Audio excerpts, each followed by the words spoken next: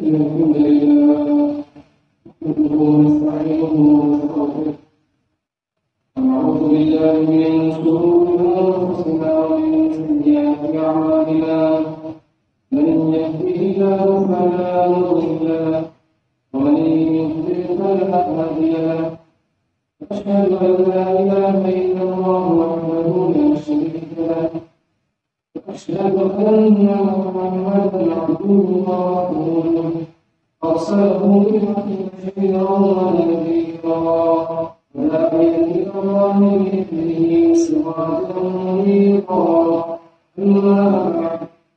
إن خير الحديث كتاب الله وخير الهدي هدي محمد صلى الله عليه وسلم وشر الأمور محدثاتها وكل محدثة بدعة وكل بدعة ضلالة وكل ضلالة في النار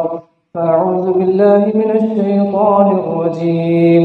بسم الله الرحمن الرحيم يا أيها الذين آمنوا اتقوا الله حق تقاته ولا تموتن إلا وأنتم مسلمون يا أيها الناس اتقوا ربكم الذي خلقكم من نفس واحدة وخلق منها زوجها وبث منهما رجالا كثيرا ونساء اتقوا الله الذي تساءلون به والأرحام إن الله كان عليكم رقيبا يا أيها الذين آمنوا اتقوا الله وقولوا قولا سديدا يصلح لكم أعمالكم ويغفر لكم ذنوبكم ومن يطع الله ورسوله فقد فاز فوزا عظيما فقال عز وجل في مقام آخر ظهر الفساد في البر والبحر بما كسبت أيدي الناس ليذيقهم بعض الذي عملوا لعلهم يرجعون محترم بزرگوں نوجوان ساتھیوں پردہ نشین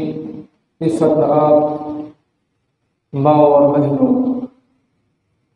تمام قسم کی تعریفیں بڑائی عظمت و کبریائی خالص اللہ رب العزت کے لیے لائق و سزاوار جو بلا شرکت غیر سب کا تنہا خالق مالک رازق مدبر الامور ہے، زندگی موت دینے والا، ہر ضرورت کو پوری کرنے والا، ہر محتاج کی محتاجی کو دور کرنے والا، اسی اللہ کی تعریف ہے کہ اللہ رب العزت نے ہماری کامیابی کے راستے کو بتلانے کے لیے، ہماری رہنمائی اور رہبری کے لیے، اپنی باتیں اپنے بندوں تک پہنچانے کے لیے انبیاء اور رسولوں کو اس دنیا میں بھیجا۔ درود و سلام نازل ہو اللہ کے ان تمام برگزیدہ نبیوں اور رسولوں پر، خصوصاً ہمارے اور آپ کے پیارے نبی آخر الزماں خاتم النبیین والمرسلین نبی علیہ الصلاۃ والسلام کی ذات گرامی پر صلی اللہ علیہ وعلی آلہ وصحبہ اجمعین۔ بھائیو، خطبہ جمعہ میں جس موضوع کے تحت آپ کے سامنے کچھ باتیں رکھنا چاہتا ہوں وہ ہے گناہوں کے نقصانات۔ گناہ یہ کیا ہے، یہ کسے کہتے ہیں، اور اس کو ہم کیسے پہچانیں گے، اس کی کیسے پرکھ کریں گے۔ اللہ کے رسول صلی اللہ علیہ وسلم کی ایک حدیث ہے، حضرت نواس بن سمعان رضی اللہ عنہ، وہ کہتے ہیں کہ اللہ کے رسول صلی اللہ علیہ وسلم کے بارے میں نیکی اور بدی یعنی گناہ کے بارے میں نے دریافت کیا کہ نیکی کس چیز کو کہتے ہیں اور برائی کا کیا مطلب ہے، کیسے ہم اس کو پہچانیں گے۔ نبی صلی اللہ علیہ وسلم نے فرمایا کہ البر حسن الخلق، نیکی تو اچھے اخلاق کا نام ہے۔ جو بھی اچھے اخلاق ہیں وہ نیکی میں شمار ہوتی ہے۔ کسی سے اچھی گفتگو کرنا، قول حسن، یہ نیکی ہے۔ کسی کی مدد کرنا یہ نیکی ہے۔ اللہ کے راہ میں صدقہ کرنا یہ نیکی ہے۔ اور اس طرح جو بھی اچھے کام ہیں، اچھے اخلاق والے کام ہیں، وہ سب نیکی میں شمار ہوتے ہیں۔ اور بدی کیا ہے، کیسے پہچانیں گے؟ فرمایا ما حاک فی صدرک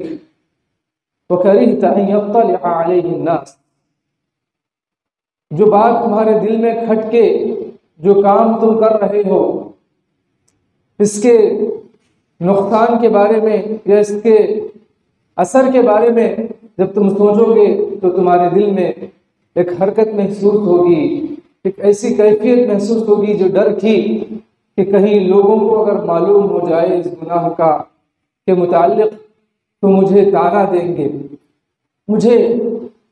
دیں گے اور معاشرے میں میری عزت ختم ہو جائے گی، لوگوں کے دلوں سے میں اتر جاؤں گا،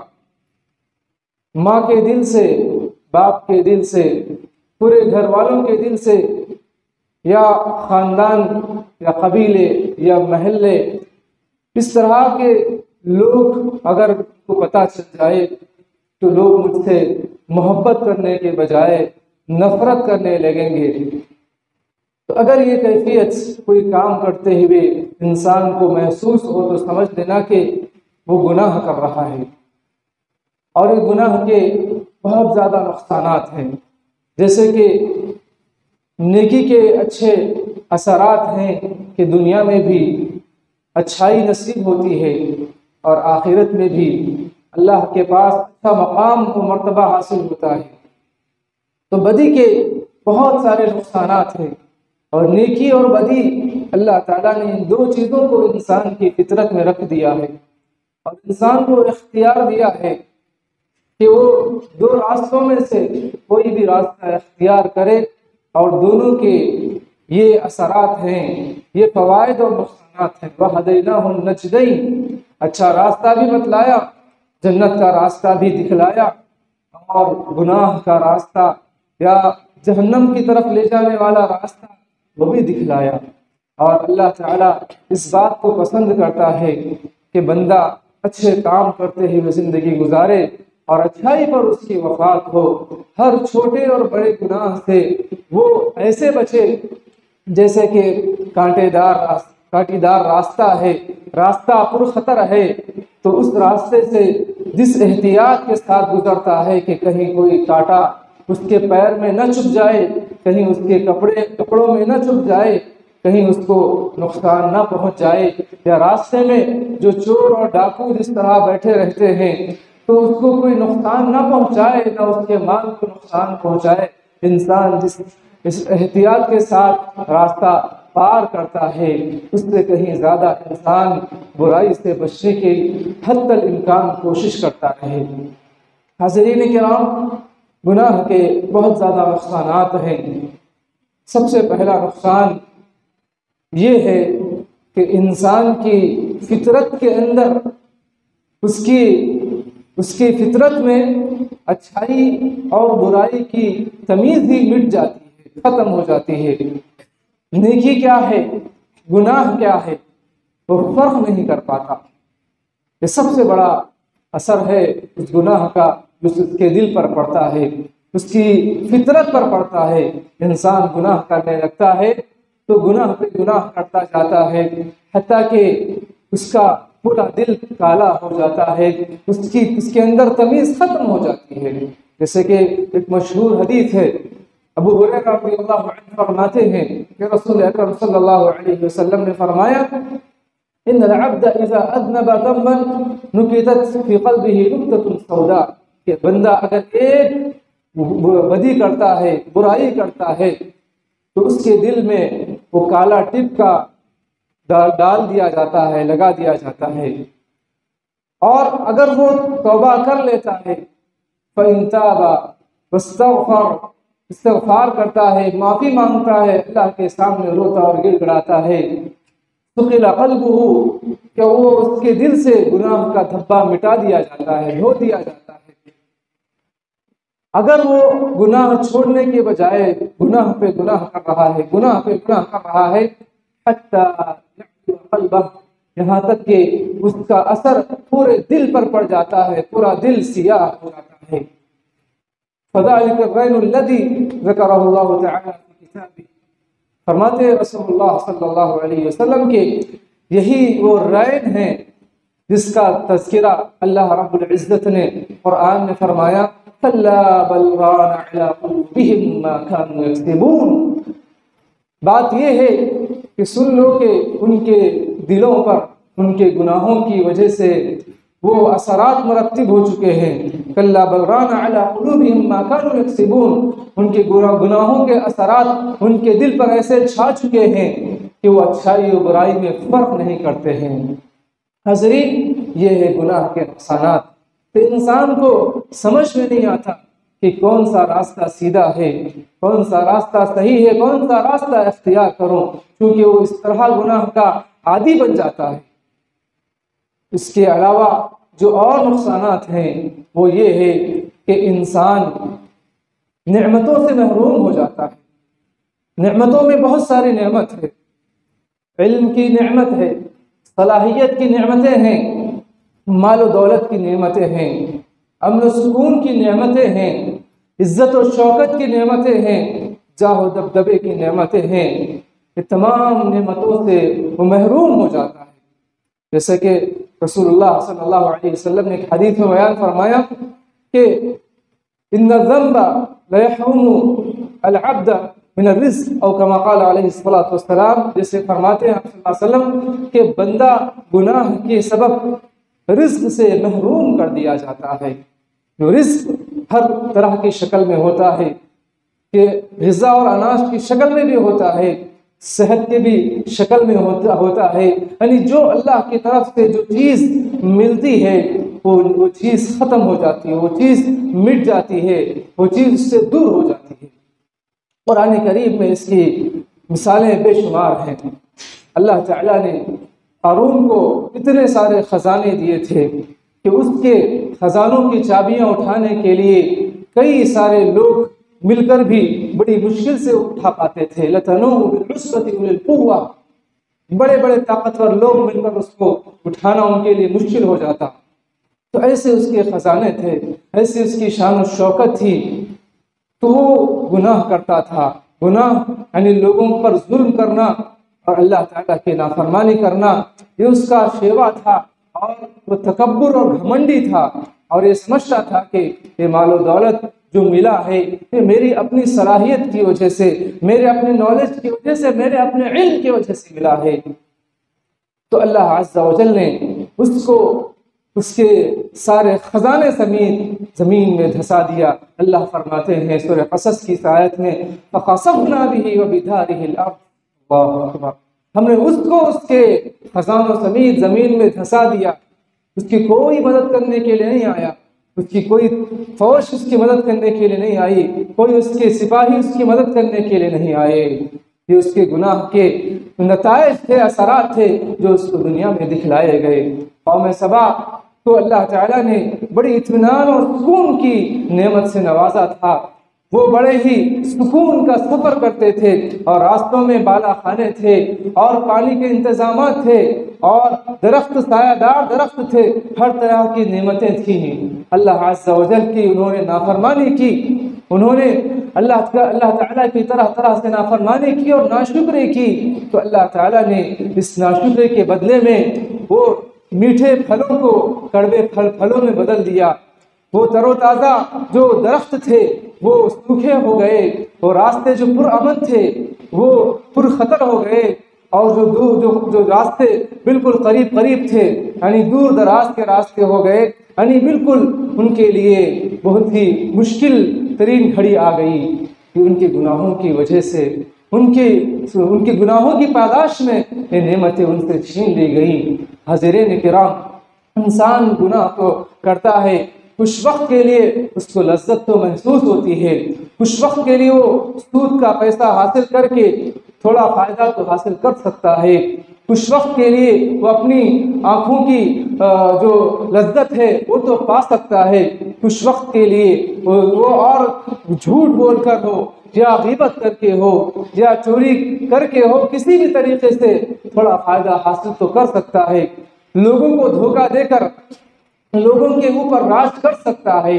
لیکن آخر میں اس کا انجام بڑا بھیانک ہوگا، بڑا ہی خطرناک ہوگا، بڑا ہی اس کے لیے نقصان دہ ثابت ہوگا۔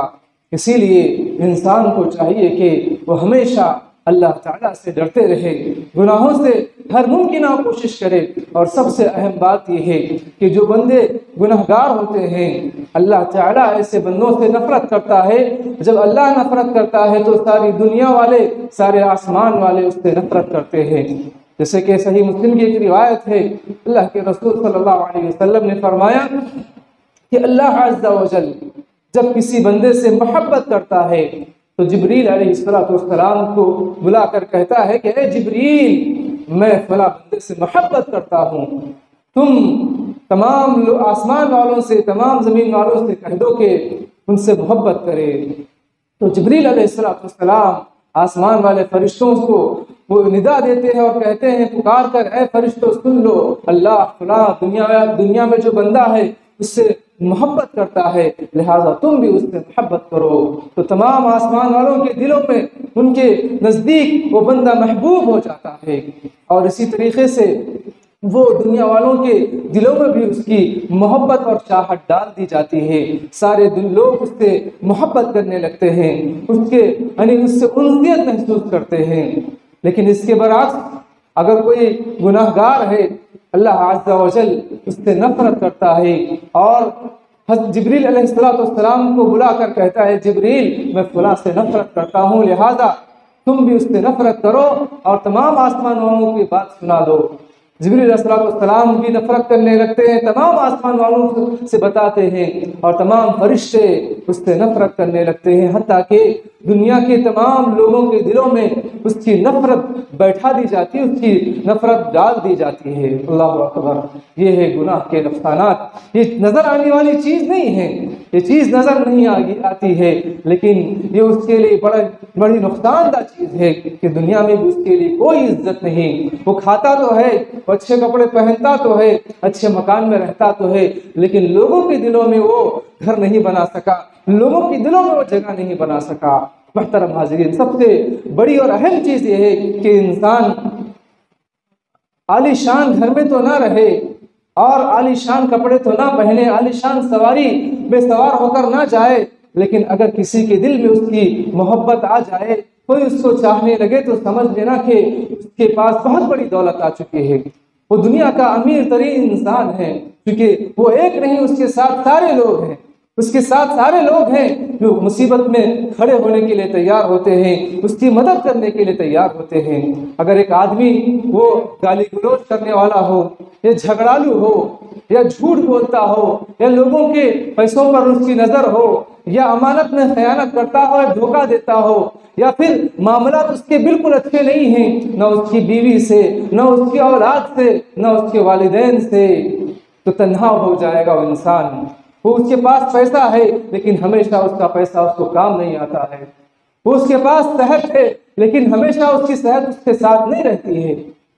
تو انسان اگر اس سے لوگ محبت کرنے لگ جائیں تو پھر سمجھ لیں کہ وہ تنہا نہیں، بلکہ اس کے پاس ایک بڑی طاقت ہے، اور سب سے بڑی طاقت یہ ہے کہ اللہ اس سے محبت کرتا ہے۔ تو محترم حاضرین، اس کے بڑے نقصانات ہیں کہ اللہ تعالیٰ اس بندے سے نفرت کرتا ہے جو گنہگار ہوتا ہے، اور اسی طریقے سے اگر گناہ اتنے بڑھ جائیں کہ زمین میں پھیل جائیں تو اس کی وجہ سے بر و بحر میں فساد برپا ہو جاتا ہے۔ یہ فساد انفرادی زندگی پر ہی نہیں بلکہ پورے لوگوں پر چھا جاتا ہے۔ اللہ تعالیٰ فرماتے ہیں ظہر الفساد فی البر والبحر بما کسبت ایدی الناس لیذیقہم بعض الذی عملوا لعلہم یرجعون۔ یہ خشکی اور تری میں فساد پھیل چکا ہے، اس کی وجہ کیا ہے جانتے ہو؟ فرماتے اللہ تعالیٰ بما کسبت ایدی الناس، لوگوں کے اپنے گناہ کے نتائج ہیں، ان کے گناہ کے کرتوت کا بدلہ ہے، تاکہ ہم ان کو ان کے بعض گناہوں کا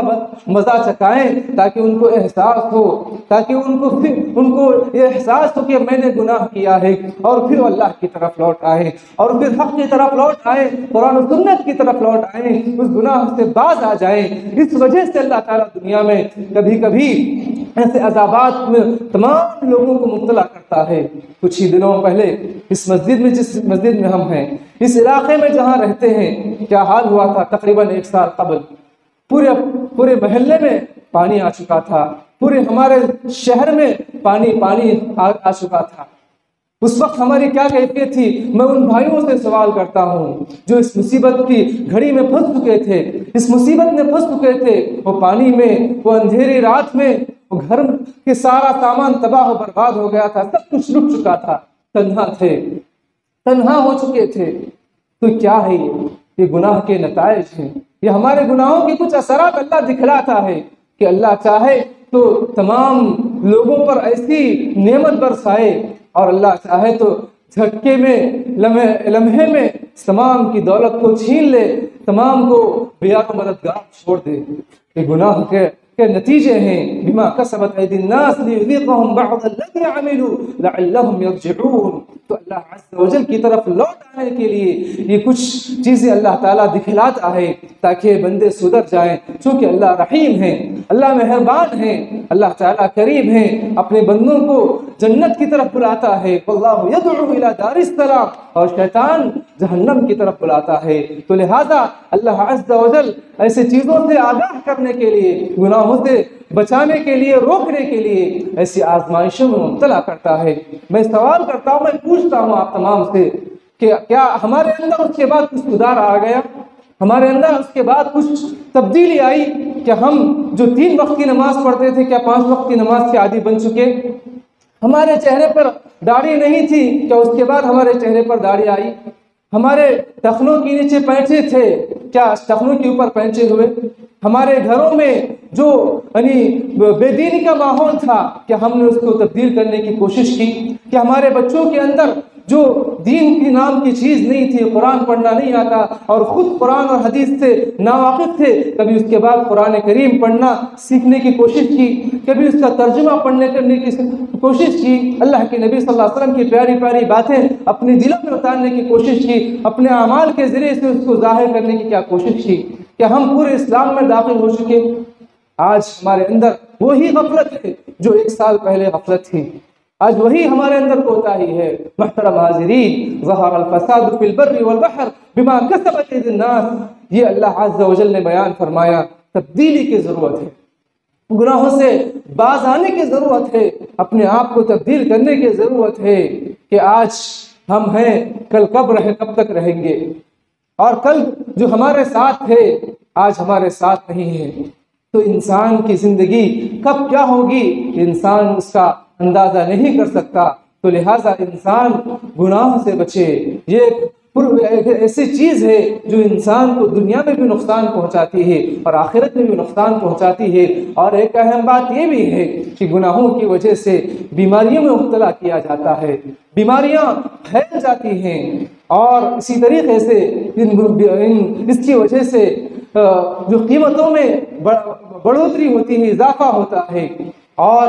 آسمان سے بارشیں بہت کم ہوتی ہیں، قحط سالی ہوتی ہے، اور اسی طریقے سے اس کی وجہ سے ایسے دشمن کو اللہ تعالیٰ مسلط کرتا ہے جو بے رحم ہوتا ہے۔ جیسے کہ ابن ماجہ کی حدیث ہے، اللہ کے رسول صلی اللہ علیہ وسلم یہی فرماتے ہیں کہ اگر لوگ برائی کرتے رہے، کہ فاحشہ میں مبتلا ہو جائے، اور یہاں تک کہ اس کو علل اعلان کرتے رہے، حتی اعلنوا الا ابتلوا بالطاعون، تو ایسے لوگوں کو یا ایسی قوم کو طاعون جیسی بیماریوں میں مبتلا کر دیا جائے گا۔ ایسی بیماریاں کہ جو پچھلے زمانے میں پچھلے اسلاف کے لوگوں میں اسلاف میں یہ بیماریاں بالکل موجود ہی نہیں تھی، تصور ہی نہیں تھا ان بیماریوں کا، ایسی بیماریوں میں مبتلا کر دیا جاتا ہے، ایسے بیماریاں جو صرف پورے لوگوں پر جو ہے حاوی ہو جاتے ہیں، مسلط ہو جاتی ہیں، ایسی بیماریوں کا علاج بھی بہت کم ملتا ہے، تو ایسی بیماری میں مبتلا کر دیا جاتا ہے اور قیمتوں میں اضافہ ہو جاتا ہے، اور ایسے لوگ جو بے رحم ہوتے ہیں، بے رحم حکمرانوں کو مسلط کر دیا جاتا ہے۔ حاضرین، یہ سب گناہوں کے اثرات ہیں، یہ سب گناہوں کے نتائج ہیں۔ پچھلی قوموں کو، قوم عاد، قوم سمود اور قوم فرعون کو، قوم لوط کو، علیہ السلام کی قوموں کو جو تباہ برباد کر دیا گیا تھا، اس کی وجہ یہی تھی کہ ان کے اندر کفر تھا، شرک تھا اور بدعت و خرافات تھے، اور اسی طریقے سے وہ لوگ زناکار تھے، وہ لوگ زنا کا ارتکاب کرتے تھے، اور اسی طرح وہ اللہ تعالیٰ کی طرح طرح کی نافرمانی میں مبتلا تھے، اس سے اہم بات وہ متکبر بھی تھے اس کے ساتھ ساتھ۔ تو ایسے قوموں کو اللہ تعالیٰ نے صفحہ ہستی سے مٹا دیا۔ آج وہ قومیں اور ان کے جو آثار ہیں وہ بالکل مٹ چکے ہیں، جبکہ اس وقت کی سپر پاور طاقتیں تھیں، سپر پاور جو قومیں تھیں، اللہ تعالیٰ نے ان کو صفحہ ہستی سے مٹا دیا۔ تو محترم حاضرین، گناہ کے یہ اثرات ہیں، گناہ کے یہ نتائج ہیں، اس سے ہمیں بچنے کی ضرورت ہے، ایسی چیزوں سے ہمیں دور ہونے کی ضرورت ہے۔ ایک ایک چیز اپنے اندر چیک کریں کہ میں جھوٹ بول رہا ہوں، میں چوری کر رہا ہوں، میں دھوکہ دے رہا ہوں، یا پھر میں اپنی بیوی کو ستا رہا ہوں، اپنے بچوں کے ساتھ میں اچھا سلوک نہیں ہے، میرے ماتحت لوگوں کے ساتھ، میری اگر کمپنی ہے، میرا اگر اسکول ہے، یا میرا اگر کالج ہے، یا پھر میری دکان ہے، یا پھر جو ہے میرا اور کوئی کاروبار ہے جس پر میں بڑا ہوں، اللہ تعالیٰ نے میرے تحت کچھ لوگوں کو رکھا ہے جو کام کرتے ہیں، تو ہر شخص دیکھے کہ کیا میرا بھائی جو میرے پاس کام کر رہا ہے وہ مجھ سے ناراض تو نہیں ہے۔ اگر میں اس پر ظلم کروں گا تو اس کا نتیجہ مجھے آخرت میں بڑی بھیانک شکل میں ملے گا۔ اس کی زبان تو نہیں کھلے گی، تو اس کے دل سے جو آہ نکلے گی اللہ تعالیٰ اس کو سنے گا، اور اللہ تعالیٰ اس ظلم کا ضرور بدلہ، اس کا نتیجہ تم کو پہنچائے گا۔ تو یہ انسان چیک کرے اپنے آپ کو، اور ایک ایک چیز، ایک ایک دن میں، ایک ایک مہینے کے اندر اپنے آپ کو ان گناہوں سے پاک و صاف کرے، تب چل کر اللہ کی رحمتیں، اللہ کی برکتیں ہم پر نازل ہوں گی، دنیا بھی ہماری اچھی بنے گی اور آخرت میں بھی ہمیں اچھا مقام ملے گا۔ اللہ سے دعا ہے کہ اللہ مجھے اور آپ کو تمام کو ہر قسم کے چھوٹے بڑے تمام گناہوں سے بچنے کے توفیق عنایت فرما۔ اللہ جو ظاہر میں جو گناہ ہم سے ہو رہے ہیں، جو باطن میں جو چھپے ہوئے جو ہم سے جو گناہ ہوتے ہیں، اللہ تیرے دربار میں ہم دعا کرتے ہیں، اللہ تعالیٰ اپنے فضل و کرم سے ان تمام گناہوں کو ہمیں چھوڑنے کی توفیق عنایت فرما۔ اللہ تعالیٰ جو اب تک جو گناہ ہو چکے ہیں ہم توبہ کرتے ہیں، استغفار کرتے ہیں، استغفر اللہ ربی من کل ذنب واتوب الیہ۔ اللہ تعالیٰ ہم تمام مغفرت مانگتے ہیں، مغفرت طلب کرتے ہیں، اللہ ہمارے گناہوں کو بخش دے، ہمارے گناہوں کو معاف فرما، اللہ ہمارے اعمال کی اصلاح فرما، اللہ کفر سے، شرک سے، نفاق سے، ریاکاری سے اور چغل خوری اور تمام اخلاقی برائیوں سے ہمیں بچنے کی توفیق عنایت فرما۔ ربنا آتنا فی الدنیا حسنہ وفی الآخرۃ حسنہ وقنا عذاب النار۔ اقول قولی ھذا واستغفر اللہ لی ولکم ولسائر المسلمین من کل ذنب فاستغفروہ انہ هو الغفور الرحیم۔